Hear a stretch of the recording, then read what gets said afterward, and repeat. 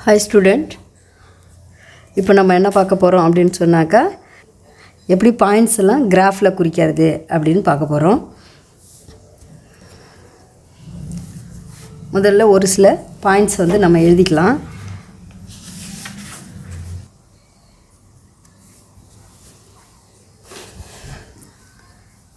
இப்போ நம்ம இந்த நம்பர்ஸ் அதாவது இந்த பாயிண்ட்ஸ் எல்லாம் எப்படி கிராஃப்ல குறிக்கிறதுன்னு பார்க்க போறோம். plotting the given points how அப்படிங்கறத பார்க்க போறோம்.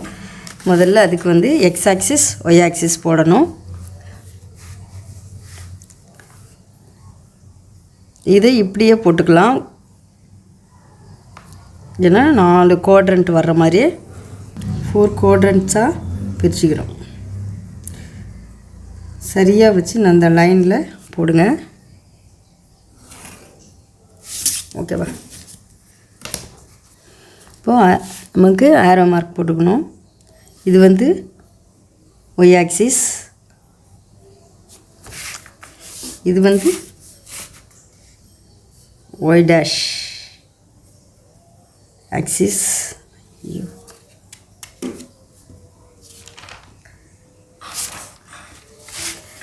இது வந்து x axis, இந்த சைடு வந்து x dash axis. ஓகேவா? இப்போ இதில் வந்து நம்பர்ஸை நம்ம நோட் பண்ண போகிறோம். இதுதான் நமக்கு 0,0. ஓகே, இந்த இடம் வந்து 1 2 3 4 5. அதுக்கு ஆப்போசிட்டில் இதெல்லாம் ப்ளஸ்னால் இந்த பக்கம் மைனஸ். -1 -2 -3 -4 -5 -6. ஓகேவா? அடுத்தது இங்கே நம்ம y ஆக்சிஸில் குறிச்சிக்கலாம். y ஆக்சிஸில் மேலே வந்து 1, இங்கே 2 3, இங்கே 4 5 6 7 8 9. சரிங்களா? இப்போ கீழே நம்ம குறிச்சிக்கிறோம். இங்கே வந்து -1 -2 -3 -4 -5 -6 -7 -8 -9 -10. ஓகே, இப்போ நம்ம குறிச்சாச்சு. இந்த பாயிண்ட்ஸ் எல்லாம் கரெக்டாக குறிச்சிட்டோம். மைனஸ் எந்த சைடு வரும், ப்ளஸ் எந்த சைடு வருங்கிறதெல்லாம் கரெக்டாக போட்டாச்சு. ஓகே, அடுத்தது இப்போ கொடுத்துருக்க பாயிண்ட்டை எப்படி பிளாட் பண்ணுறதுன்னு பார்ப்போம். இது ஏ புள்ளி, A point, B point, C point, D, E, F, G கொடுத்துருக்குறாங்க. இப்போ ஏ பாயிண்ட் வந்து 4,3ன்னு சொல்லியிருக்கிறாங்க. இந்த 4,3ங்கிறது 4ம் ப்ளஸில் இருக்குது, 3ம் ப்ளஸில் இருக்குது. ப்ளஸ்னால் நமக்கு ஏற்கனவே தெரியும், இது ஃபஸ்ட்டு குவாட்ரண்ட்டில் தான் வரும், முதல் கால் பகுதியில் வருங்கிறது நமக்கு தெரியும். அடுத்தது முதல்ல இருக்க இந்த 4 வந்து எந்த ஆக்சிஸில் வரும்னு சொன்னால் எக்ஸ் ஆக்சிஸ். ஏன்னா ஃபஸ்ட்டு இருக்கிற நம்பர் எக்ஸில் தான் பார்க்கணும். இது வந்து எக்ஸை தான் குறிக்கும், இது ஒய்யை தான் குறிக்கும். செகண்ட் வந்து ஒய், ஃபஸ்ட்டு வந்து எக்ஸு, மறக்கவே கூடாது. First X, second Y. அப்போது எக்ஸில் 4ம் ஒய்யில் 3ம் பார்க்கணும். சரியா? இப்போ இந்த ஃபஸ்ட்டு குறிக்கும்போது நான் வந்து எப்படி குறிக்கிறதுன்னு சொல்கிறேன். அதுக்கப்புறம் இந்த டாட்டட் லைன்ஸ், இப்போ ஒரு லைன் போடுவேன், அது போடாமல் குறிக்கணும். ஃபஸ்ட் டைம் வந்து இங்கே பாருங்கள், எக்ஸில் 4, ஒய்யில் 3. இந்த லைன் இதுவும் இந்த 4ம் இப்படி போனோம்னா இதுவும் சந்திக்கிற இந்த புள்ளி தான் வந்து 4,3. அதை நம்ம எப்படி போட போகிறோம் பாருங்களேன். இந்த செட் ஸ்கொயர் வச்சுக்கிட்டு இப்படி பண்ணுங்கள். 4 3 வருதுங்களா? எக்ஸில் 4 ஒய்யில் 3. இதை டாட்டட் லைன்ஸில் ஜாயின் பண்ணிக்கங்க. ஃபஸ்ட்டு தான் இந்த மாதிரி பண்ணுறோம், அதுக்கப்புறம் இதெல்லாம் போட தேவையில்லை, இந்த லைன்லாம் போட தேவையில்லை. இதை வந்து இந்த பாயிண்ட் வந்து இது சந்திக்குது, இந்த லைனும் மீட் பண்ணுற இந்த பாயிண்ட்டு தான் ஏ. இதுக்கு பேர் வச்சுருக்காங்க 4,3, ஏ ஆஃப் 4,3. இப்போ இந்த புள்ளியை என்ன பண்ணுறோம், அப்படி வச்சுட்டு அதுக்கு வந்து சின்ன ஒரு ரவுண்டு போட்டுக்கோங்க. எல்லாமே ஷார்ப்பான பென்சில் வச்சுக்கிட்டு தான் போடணும், சரியா? சின்னதாக அழகாக எழுதிடுங்க. ஓகே, அடுத்த பாயிண்ட் பாருங்கள். இப்போ பி பாயிண்ட், ஏ பாயிண்ட் குறிச்சிட்டோம், அடுத்தது நம்ம பி பாயிண்ட் குறிக்க போகிறோம். பி பாருங்கள், மைனஸ் ப்ளஸ்னால் என்ன, ஃபஸ்ட்டு எக்ஸு தான் வரும், இது எக்ஸு தான், இது ஒய் தான். எக்ஸில் மைனஸ் ஒய்யில் ப்ளஸ்னால் எங்கே வரும், செகண்ட் குவாட்ரண்ட். அங்கே தான், இங்கே பாருங்கள், செகண்டில் தான். நம்ம திரும்ப first quadrant, second quadrant, third, ஃபோர்த்துலாம் எழுத தேவையில்லை. ஃபஸ்ட்டு நம்ம தெரிஞ்சுக்கிட்டோன்னா போதும். ஒரு கிராஃப்லாம் அதெல்லாம் எழுதக்கூடாது, ஒவ்வொன்றுலையும் எழுதக்கூடாது, தெரிஞ்சுக்கிறதுக்காக தான் அது போட்டது. இப்போ பாருங்கள், இது மைனஸ், ஏன்னா ஃபஸ்ட்டு எடுத்தோடனே நம்ம எக்ஸை தான் குறிப்போம், அதனால் மைனஸ் இருக்குது. ஒய் வந்து ப்ளஸில் இருக்குது, அப்போ செகண்ட் குவாட்ரண்ட்டில் வரும்னு தெரியும். -4 இங்கே இருக்குது, 5 வந்து இங்கே இருக்குது, சரிங்களா? ரெண்டும் எங்கே மீட் பண்ணுது, இப்படியே போனோன்னா இந்த வந்து 5க்கு நேரம் வந்துட்டோமா, இந்த இடம்தான் அது, இந்த பாயிண்ட்டு தான் அந்த பாயிண்ட்டு, சரிங்களா? இப்போ இதை வந்து நம்ம டாட்டர் லைன்ஸில் ஜாயின் பண்ணிக்கலாம். 4, 5 வச்சிட்டோங்களா? வச்சாச்சுதா? சரியாக வச்சு லைன் போடாது.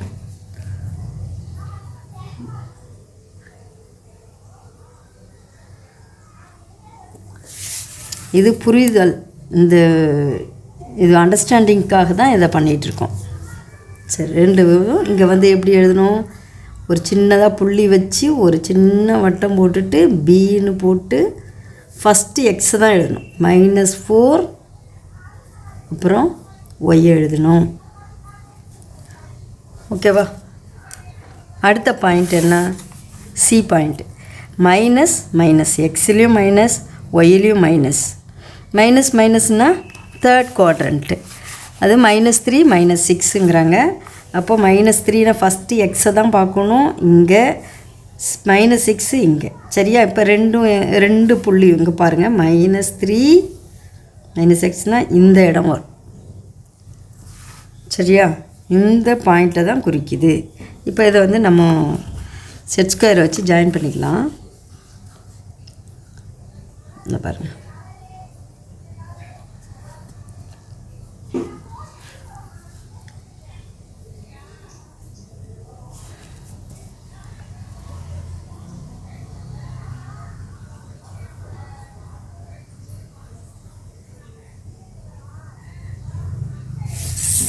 ஓகேவா? இப்போ இந்த பாயிண்ட் தான் வருது.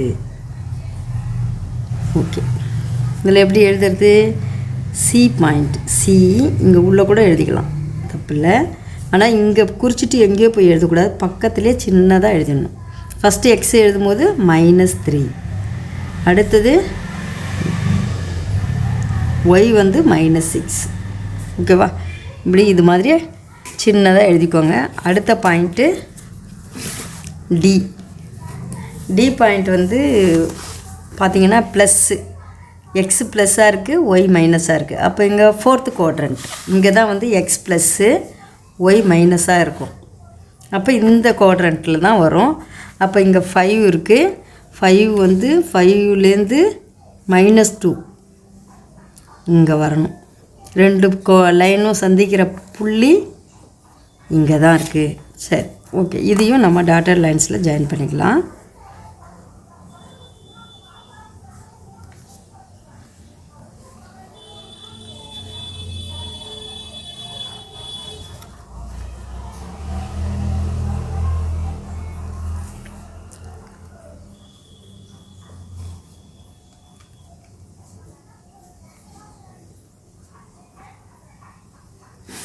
ஓகேவா? இந்த பாயிண்ட். இது வந்து டி ஆஃப் 5, -2. ஓகேவா?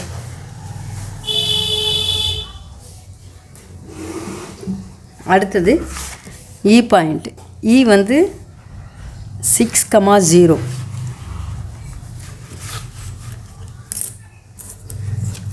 இப்போ வந்து இ வந்து 6, 0ன்னு சொல்கிறோம். இதில் எக்ஸ் இருக்குது, ஒய் வந்து 0வாக இருக்குது. அப்போ வந்து ஒய்யில் பாயிண்ட்ஸ் இல்லை அப்படின்னு நம்ம நினச்சிக்கணும். 0ங்கிறதுனால இல்லைன்னு நினச்சிக்கணும். அப்போ வந்து எக்ஸில் தான் நம்ம பார்க்கணும். எக்ஸில் வந்து 6 எங்கே இருக்குது? அது 6 இங்கே இல்லை. இந்த இடத்துல 6 வரும், நான் போட்டுக்கிறேன். ஓகே, 6 இங்கே இருக்குது.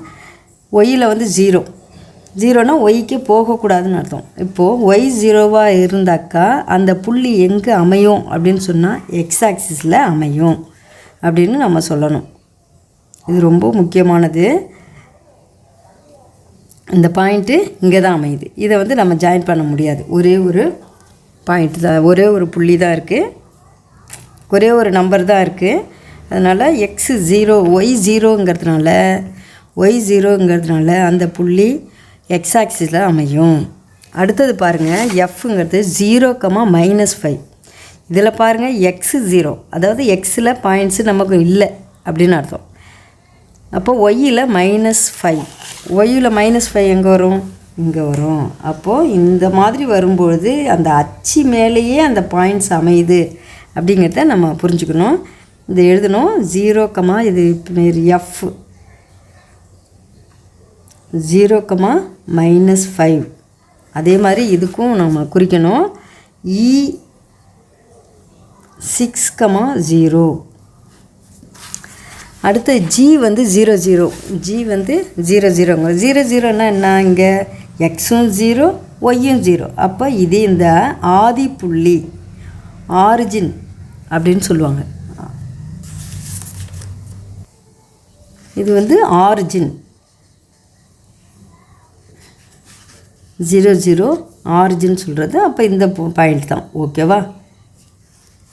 0, 0. இங்கே எக்ஸும் 0, ஒய்யும் 0. இதுதான் ஆதி புள்ளி அப்படின்னு சொல்லுவோம். ஆரிஜின் பாயிண்ட் அப்படின்னு சொல்லலாம். இது ரொம்ப முக்கியம். 0, 0ங்கிறது ஒரு ஆரிஜின், ஆதி புள்ளி. இப்படி தான் வந்து நம்ம புள்ளிகளை பிளாட் பண்ணணும், குறிக்கணும். அடுத்தது இங்கே பாருங்களேன். இப்போது நான் வந்து முக்கியமான பாயிண்ட் என்ன அப்படின்னு சொன்னால், இந்த 0 வரும்பொழுது குழந்தைங்களுக்கு ரொம்ப குழப்பமாக இருக்கும். இப்போது எக்ஸு வந்து 0 அப்படின்னு சொன்னால் அந்த பாயிண்ட் எதில் வரும், எந்த அச்சில் வரும் அப்படின்னு சொன்னாக்கா ஒய் அச்சில் வரும். ஒய் 0னா அந்த பாயிண்ட்டு எந்த அச்சில் வரும்னா எக்ஸ் அச்சில் வரும். இதை மட்டும் மறக்கக்கூடாது. இந்த அச்சு மேலேயே அமையும். சரியா? அந்த point lies on the axis, அது மேலேயே அமையும். ஓகே, இப்போ அடுத்ததாக நான் இதில் ஒன்று உங்களுக்கு சொல்கிறேன். இங்கே பாருங்கள். இப்போது இந்த பாயிண்ட் எடுத்துப்போம், ஏ பாயிண்ட் எடுத்துக்கிறோம். இங்கே வந்து பார்த்திங்கன்னா எக்ஸு 4. இப்போது இது வந்து ஆயத்தொலைவு, எக்ஸின் ஆயத்தொலைவு அப்படின்னு சொல்லலாம். இது வந்து என்ன சொல்லலாம்? எக்ஸின் ஆயத்தொலைவு அப்படின்னு சொல்லலாம். இது எக்ஸின் ஆயத்தொலைவை வந்து எப்படி சொல்கிறாங்கனாக்கா அப்சீஸா அப்படின்னு சொல்கிறோம். எக்ஸின் ஆயத்தொலைவை வந்து அப்சீஸா அப்படின்னு சொன்னால் எவ்வளோன்னா 4. அதே வந்து ஒய்யின் ஆயத்தொலைவு அப்படின்னா 3. அதை எப்படி சொல்கிறோன்னா ஒயார்டினேட், ஆர்டினேட் அப்படின்னு சொன்னாக்கா இது 3 வருது. ஆர்டினேட்டுங்கிறது ஒய்யச்சினுடைய ஆயத்தொலைவு. இது எங்கே இருக்குது? இந்த பாயிண்ட்டை பொறுத்த வரைக்கும் நம்ம சொல்லும்போது எக்ஸ் அச்சு இதுலேருந்து எக்ஸ் எவ்வளோ தூரத்தில் இருக்குது, ஆயத்தொலைவு வந்து 4. இந்த ஆயத்தொலைவு தான் அப்சீஸா அப்படின்னு சொல்கிறோம். அதே மாதிரி அப்சீஸானா எக்ஸ் ஆயத்தொலைவாக குறிக்கும், ஆர்டினேட்னா ஒய் ஆயத்தொலைவை குறிக்கும். இது எவ்வளோ தூரத்தில் இருக்குங்கிறது தான் குறிக்கிறோம். இதை வந்து நம்ம ஞாபகம் வச்சுக்கணும். இந்த ஒரு பாயிண்ட்டை மட்டும் எடுத்துக்கிட்டு நான் எழுதி காமிக்கிறேன். இதில் வந்து நம்ம இப்போ ஸ்கேல் வந்து நம்ம என்ன பண்ணியிருக்கோன்னா 1 சென்டிமீட்டர் 1 யூனிட்னு தான் வச்சுருக்கோம். ஸ்கேல்னு நம்ம ஃபஸ்ட்டே போட்டுக்கணும். இந்த படத்தை வரைகிறதுக்கு நம்ம எப்படி ஸ்கேல் எடுத்துக்கிட்டோம் அப்படிங்கிறது தான் இங்கே போடுறோம். அந்த எக்ஸாக்சிஸில் 1 centimetre is equal to 1 unit. On the y-axis 1 centimeter is equal to 1 unit. இதை நம்ம எடுத்துக்கிட்டு தான் இப்படி எடுத்துக்கிட்டோம். இதனுடைய அளவை அந்த மாதிரி எடுத்துக்கிட்டு நம்ம வரைஞ்சிருக்கோம் அப்படிங்கிறது தான் இதில் முக்கியமான பாயிண்ட்டு. இந்த இப்போது ஏ பாயிண்டில் நம்ம என்ன சொல்லுவோம் அப்படின்னு சொன்னாக்கா அந்த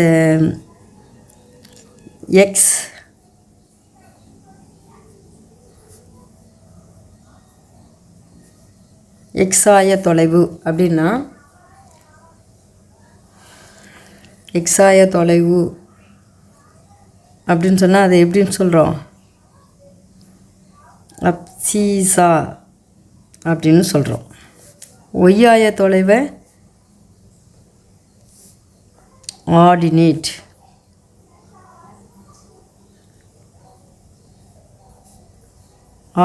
அப்படின்னு சொல்கிறோம். நீங்கள் எழுதிங்க ஆயத்தொலைவு.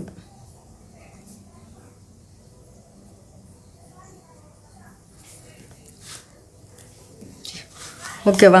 இப்படி தான் நம்ம வந்து ஒரு கிராஃபில் பாயிண்ட்ஸை நோட் பண்ணணும். இதில் முக்கியமாக நம்ம பாயிண்ட்ஸ் இந்த 0 வரும்போது குழந்தைங்களுக்கு குழப்பமாக இருக்கும். குழப்பமடையக்கூடாது. அதாவது எந்த பாயிண்ட்டு 0வோ எந்த ஆக்சிஸில் 0 இருக்கோ அதில் பாயிண்ட்டு வராது. அந்த பாயிண்ட்டு அதில் வராமல் மற்ற ஆக்சிஸில் வரும் அப்படிங்கிறது தான் நம்ம புரிஞ்சுக்கணும். அந்த அச்சில் வராமல் மற்ற அச்சில் வரும் அப்படிங்கிறத நம்ம புரிஞ்சுக்கணும். ஓகே.